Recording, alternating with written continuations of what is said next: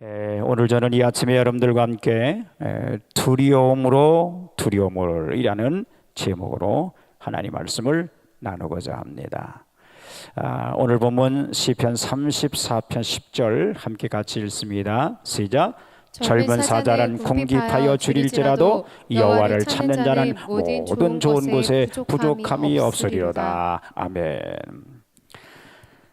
손자를 기호해주면 할아버지의 상투끈도 끊어놓고 수염을 잡아 뽑는다는 말이 있듯이 오늘날 신자들이 하나님의 사랑만 생각하고 자기 기분에 맞도록 신앙생활을 하다 보니까 도무지 하나님을 두려워할 줄 모르는 사람들이 많다는 겁니다.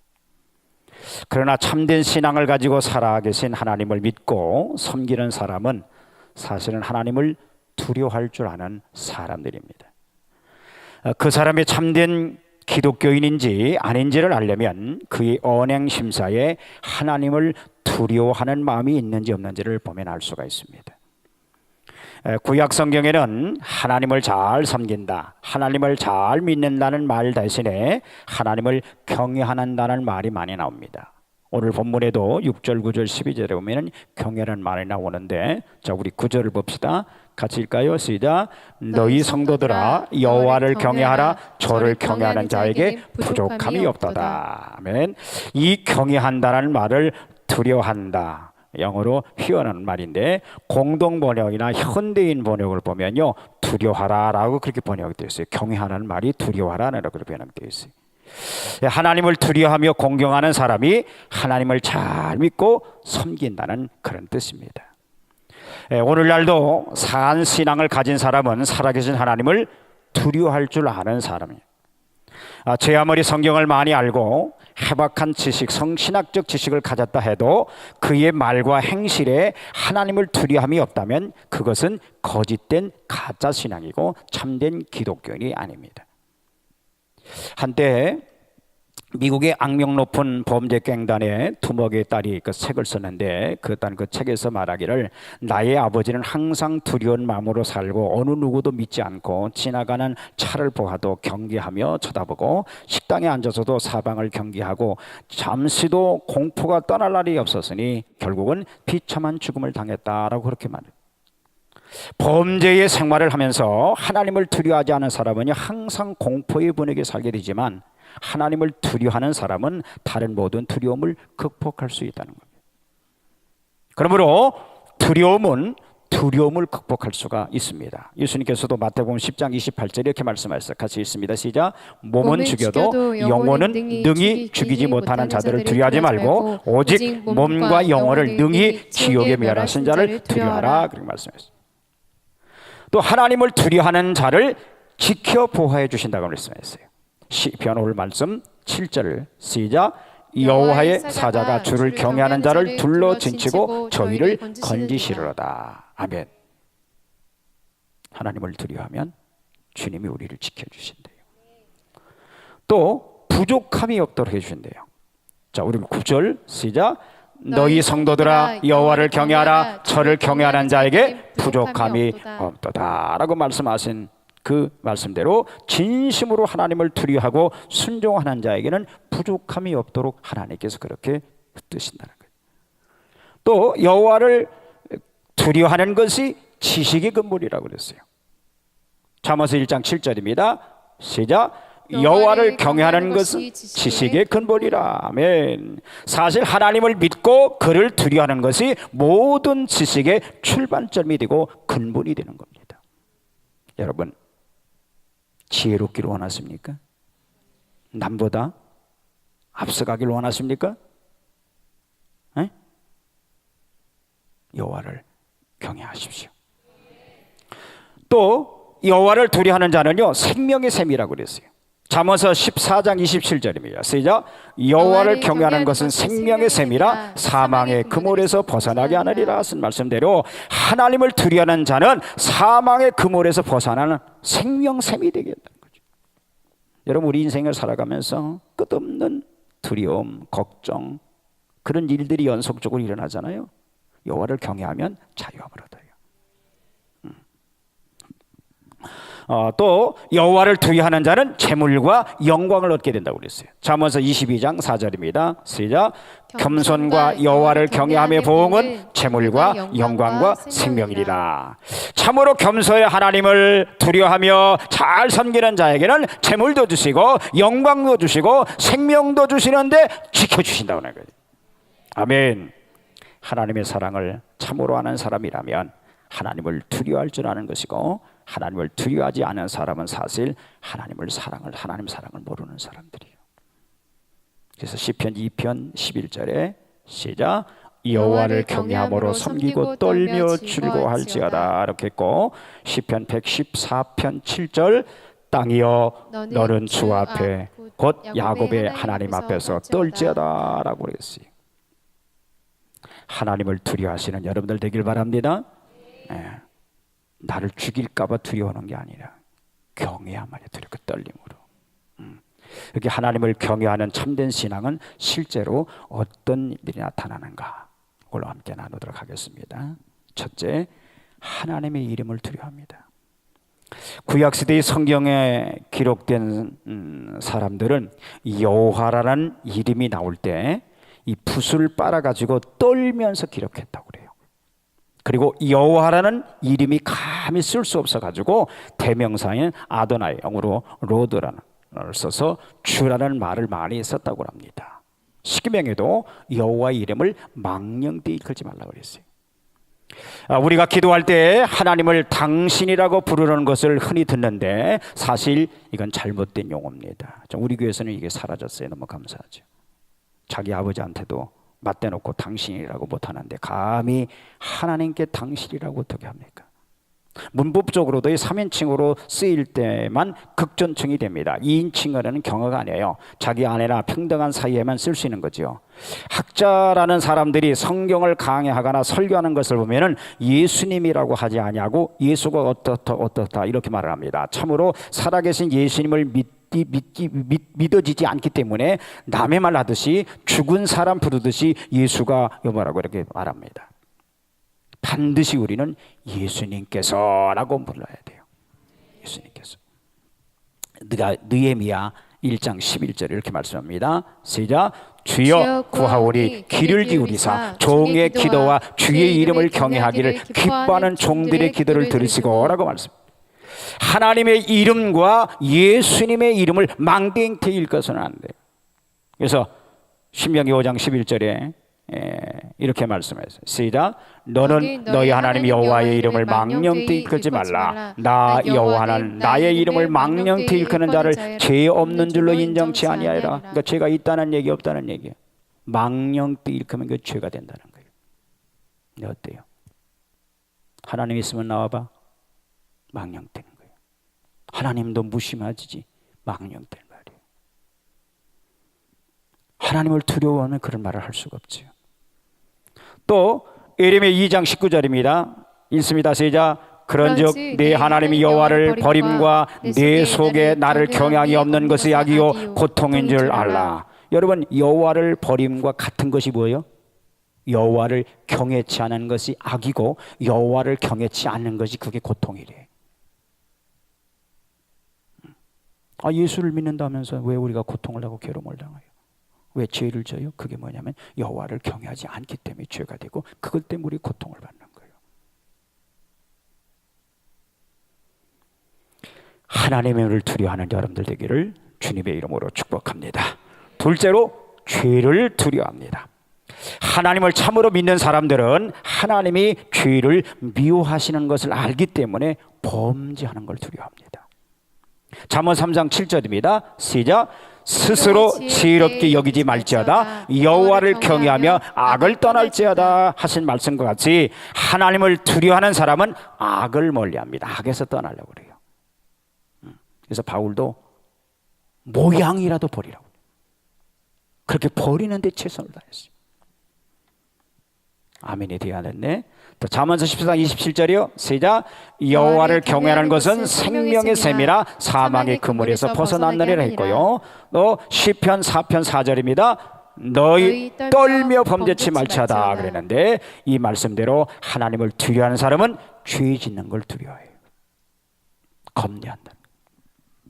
이 죄악이 관영하면 하나님의 심판을 받고 멸망을 받습니다. 사실 이북 김정은의 정권이 핵이 두려운 것이 아니라 우리의 죄가 더 무서운 겁니다. 죄는 사자보다 호랑이보다 더 무서운 거예요. 죄는 반드시 드러나게 되고, 죄는 반드시 신자를 넘어지게 하고 실패하게 만들고, 죄는 반드시 형벌을 끌어온다는 거 알아야 돼요. 어느 목사님이 30분 기분 좋으려다가 일평생 가슴을 치게 된다는 말을 했어요. 죄는 처음에는 달콤하고 즐겁지만 그 결과는 수백 배 수천 배 쓰디쓰습니다.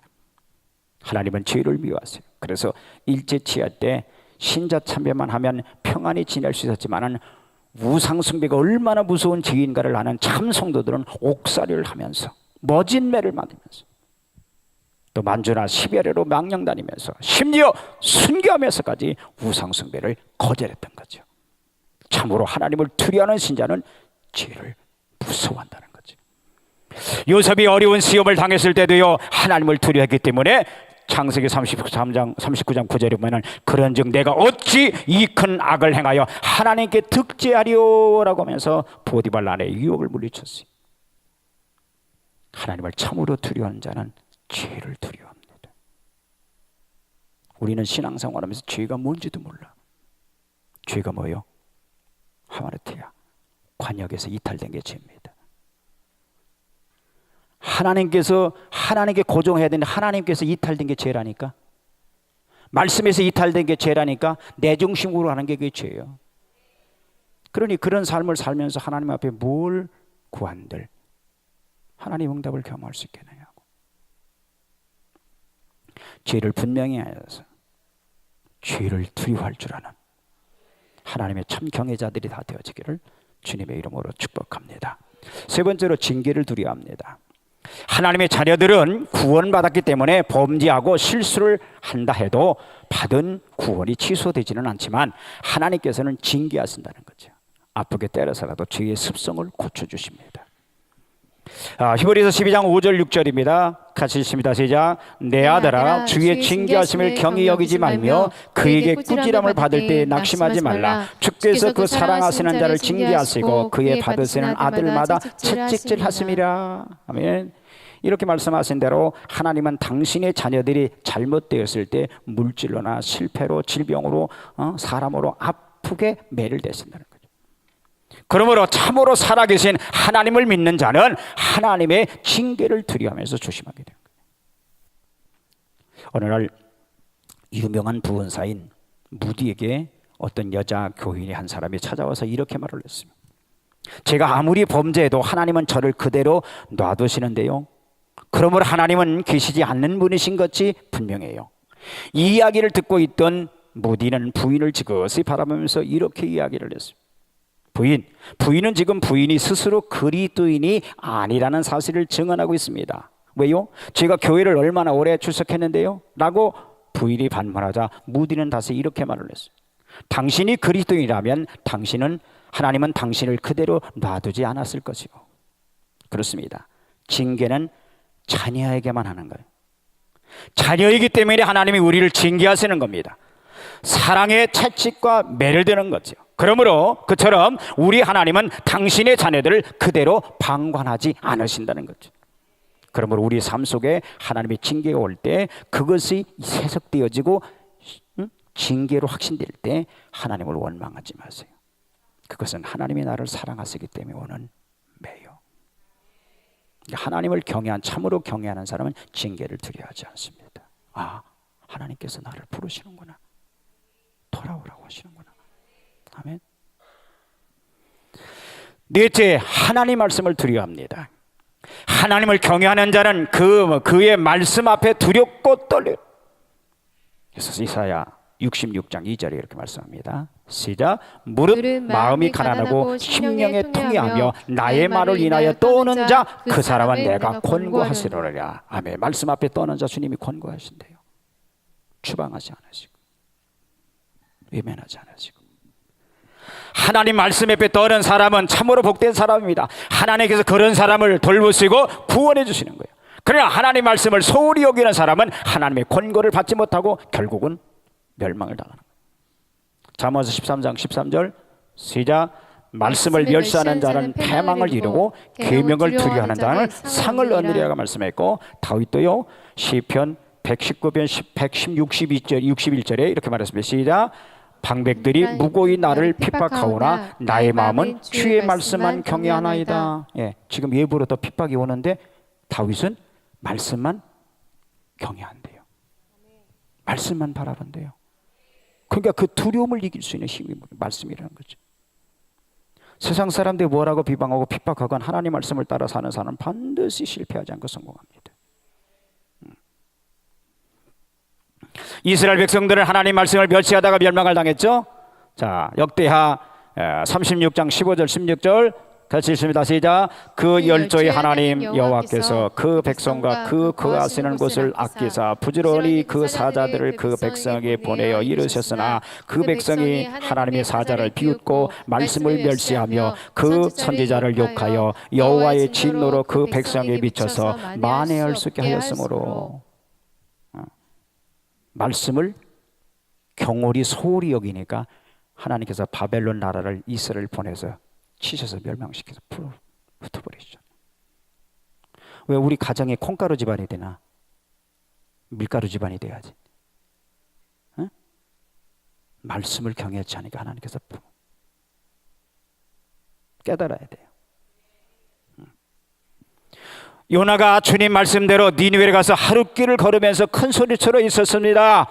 요나 3장 4절에 보니까 40일이 지나면 니느웨가 무너지리라고. 니느웨 백성들은 하나님 말씀을 믿고 금식을 선포하고 그들 가운데 가장 높은 사람들로부터 가장 낮은 사람이 이르기까지 모두 굵은 베옷을 입었어요. 이 소문이 니느웨 왕에게 전해지니까 그도 임금의 의자에서 일어나 걸치고 있던 임금의 옷을 벗고 굵은 베옷을 입고 잿더미에 앉았어요.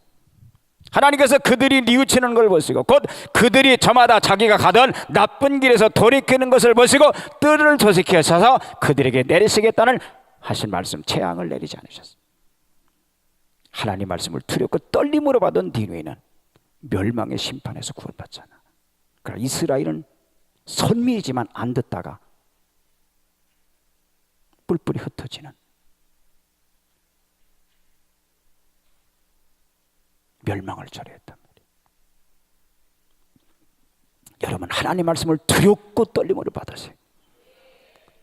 그리고 그 말씀을 아멘으로 받고 그 말씀대로 순종하는 사람들이 뭐예요?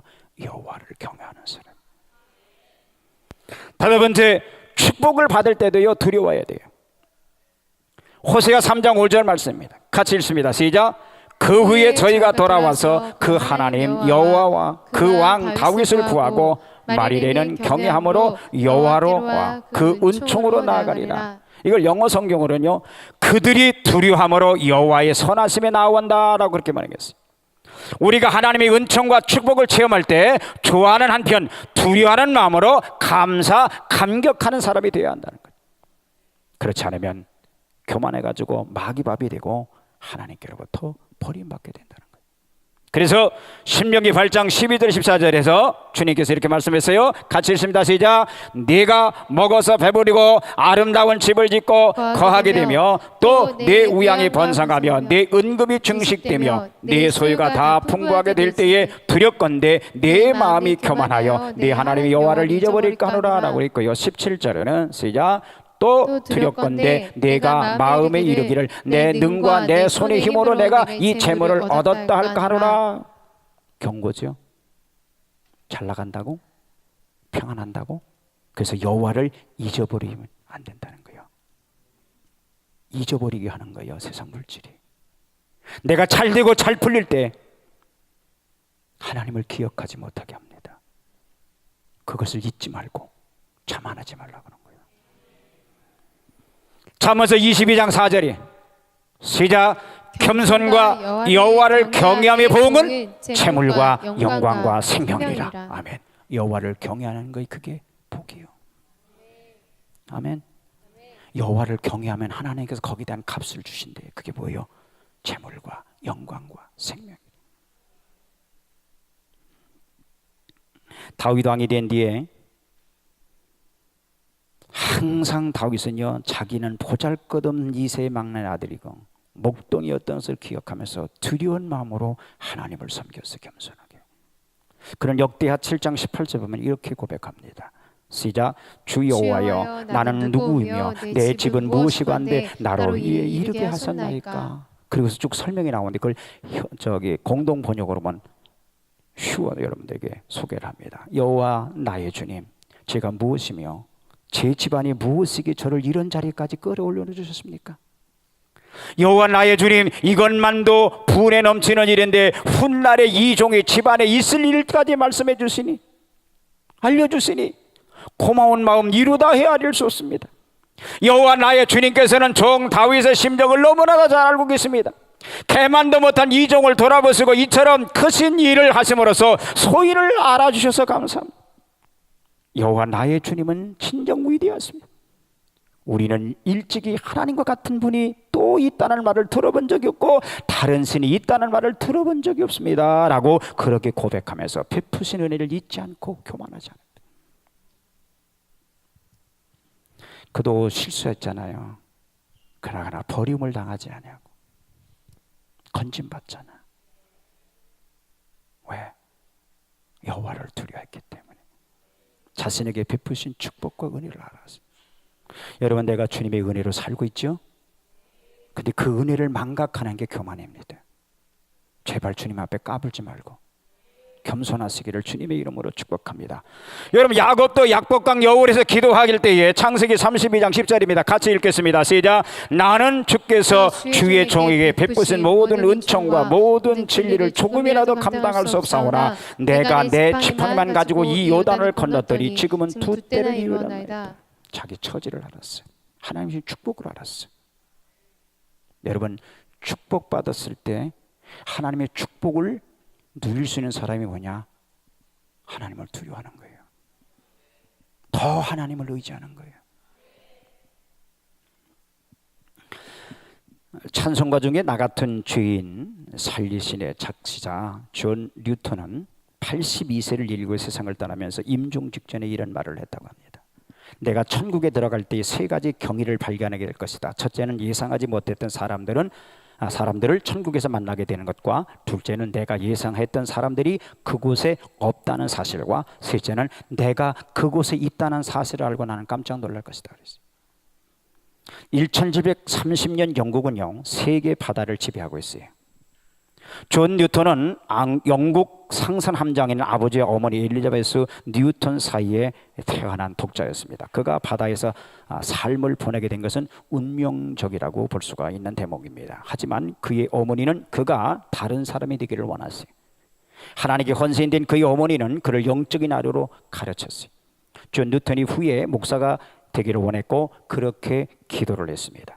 존 뉴턴은 나이가 들수록 그를 따라다니며 그에게 큰 영향을 미치게 된 것이죠.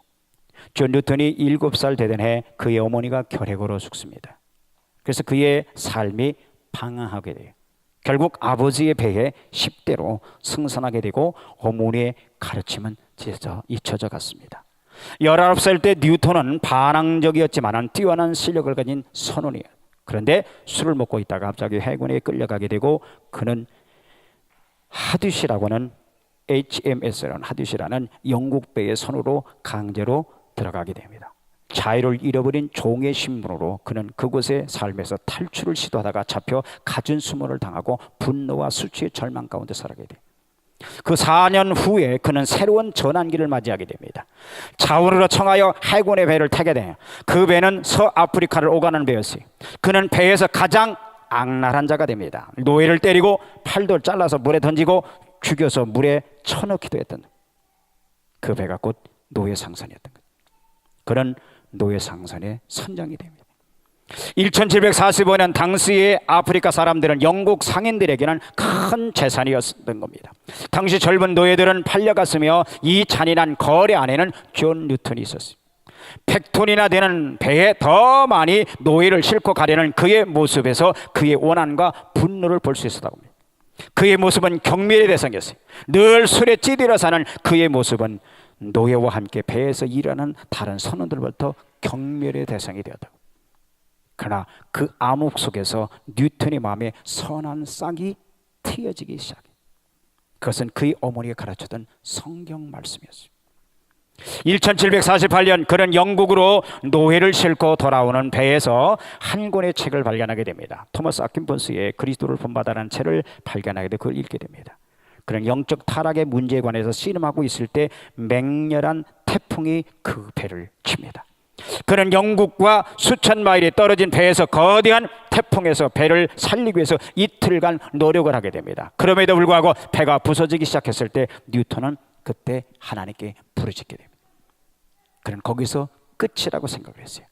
그때 그 거대한 풍랑 가운데 거하시는 하나님을 만나게 되고 그는 거기서 하나님께 기도하게 됩니다. 하나님은 그의 눈을 열어 하나님을 보기 시작했고 자신을 보게 된 것입니다. 그리고 전에 어머니가 가르쳤던 성경 말씀이 들려지기 시작을 했어요. 그리고 그는 뱃속에서 하나님과 화목한 관계를 맺게 돼요. 그날 밤 폭풍을 멈췄고 배가 항구에 도착했을 때 뉴턴은 새로운 피조물이 되어 배에서 하산하게 됩니다. 그 어릴 적 이후 처음으로 교회에 다시 발을 딛게 되는 겁니다. 그는 1750년 캐릭과 결혼하게 되고 노예선 선장직을 그만두게 됩니다. 그리고 그의 어머니의 기도의 응답대로 목회자의 길을 걸어가게 되죠. 39세에 영국 온리 마을 목사가 됩니다. 많은 영혼들이 회심이 일어나게 됩니다. 그의 설교 중 간증에 술에 취한 사람 탕자는 저에 비하면 죄인도 아닙니다. 저는 이 세상 사람들 사이에서 악으로 가장 높아지려는 야망을 가지고 있었습니다. 저의 형편없음보다 하나님의 은혜는 더욱 크고 앞으로도 항상 그럴 것입니다 라고 그랬어요. 뉴턴은 절대 자기 자신을 잊어버리지를 않았어요. 자기가 어떤 자이라는 것을 절대 잊지를 않은 거지요. 한때는 불신자요 노예 무역상이며 하나님을 모독하는 자라는 걸 그걸 잊지 않았다는 거죠. 그럼 이렇게 말합니다. 제가 과거에 노예 무역상이었다는 사실과 그때 하나님이 제게 베풀으신 은혜를 감사하지 않는 날이 하루도 없었습니다. 저는 하나님이 제게 베푸신 은혜에 감사할 따름입니다. 그는 모든 사역에 그의 삶의 역사하시는 하나님의 은혜를 적용하면서 말씀을 전했어요. 그리고 그는 그의 마음을 곡으로 발표했는데 그가 발표하는 게 한 300여 곡이 넘는다고 그래요. 그 중에 가장 유명한 곡이 어메이징 그레이스, 나 같은 죄인 살리시는 찬양입니다. 이 곡은 자신의 자서전적인 찬양입니다. 이 곡은 1779년 올리 찬송가에 처음으로 실렸는데 존 루터는 한때는 종의 삶을 살았고 아프리카에 노예 무역을 했던 사람이었지만 그는 예수 그리스도의 풍성한 은혜로 용서받고 구원받았어요. 그리고 그는 자신이 어떻게 믿음을 가지게 되는지를 확신했고 그걸 전했습니다. 존 루터는 하나님의 구속과 용서와 그리고 사랑의 메시지를 기쁨으로 선포했던 거죠. 그 고백이 찬송가로 우리에게 끊임없이 불려지고 있어요. 우리 통일 찬송가에는 56장 지난 이래 동안에 그분이 지은 시입니다. 또 81장의 귀하신 주의 이름은, 그리고 245장 시원성과 같은 교회, 그분의 곡에 찬양자 기입니다. 그리고 나 같은 죄인 살리신 주은혜 놀라와 405장입니다. 나 같은 죄인 살리신 그 은혜 놀라와 잃었던 생명 찾았고 광명을 얻었네. 큰 죄악에서 건지신 주 은혜 고마워. 나 처음 믿은 그 시간 귀하고 귀하다. 이제껏 내가 산 것도 주님의 은혜라. 또 나를 장차 본향에 인도해 주시리. 거기서 우리 영혼이 주님의 은혜로 해처럼 밝게 살며 주 찬양하리. 함께 찬양하도록 합니다.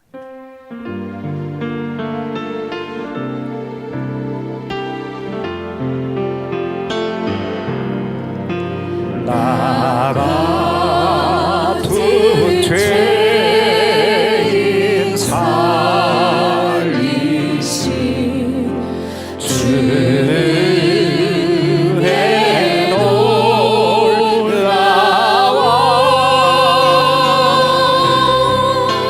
잃었던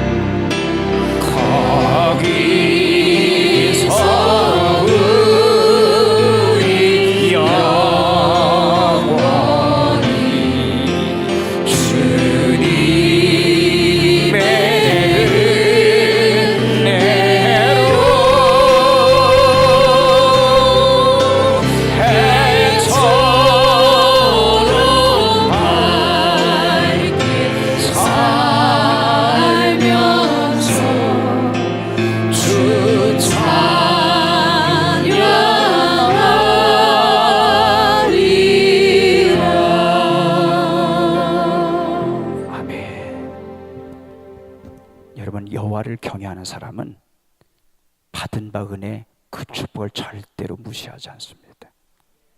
그 축복과 은혜를 누리면서도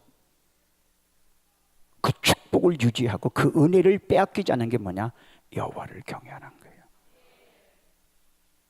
오늘 여호와를 경외하는 간속교회 온 성도들 다 되어지기를 주님의 이름으로 축복합니다. 참으로 하나님 한 분만 두려워하는 자는 세상의 모든 것이 두렵지 않습니다. 하나님을 참으로 두려워하는 사람은 하나님의 이름을 두려워하고 죄를 두려워하고 징계를 두려워하고 말씀을 두려워하고 축복과 은총을 두려워합니다. 여러분, 오늘 말씀 속에서 나는 정말 하나님을 믿는, 예수 믿는 하나님의 자녀인가? 자신들 한번 비춰보시고, 내가 하나님을 경외하지 못한 삶을 살았다면 철저히 회개하시고, 정말 하나님을 믿는 자답게 하나님을 경외하며 살 수 있도록 우리 주님께 기도로 요청하십시다. 자, 이 시간 말씀을 듣고 주님 앞에 결단하기를 원합니다. 우리 주여 삼창하시고 함께 주님 앞에 하나님을 바로 경외하지 못한 걸 회개하고 경외할 수 있는 은혜를 베풀어 달라고 우리 주여 삼창합니다. 동성으로 결단 기도하겠습니다. 주여, 주여.